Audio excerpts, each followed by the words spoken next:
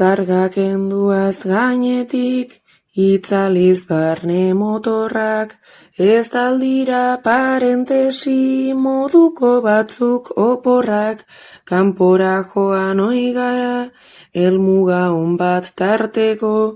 gure egunerokotik azkari esegiteko,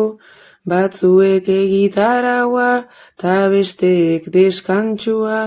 baina ez dadila izan parentesia antzua, ta ibili oigarenez beti urduri antzeko,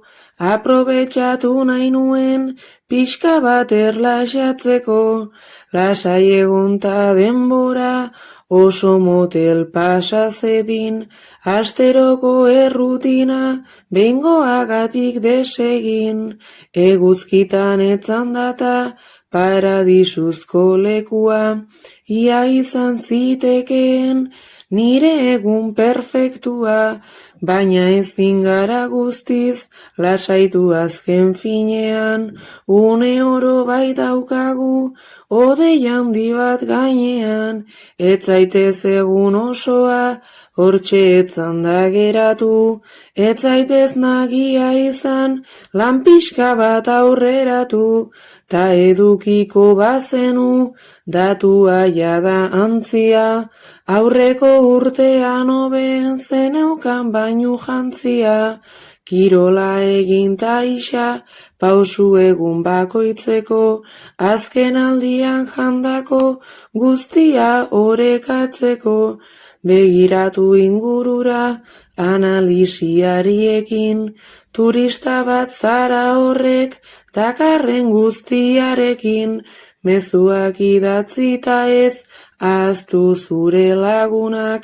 etzabiltza ondo zaintzen eta maite dituzunak,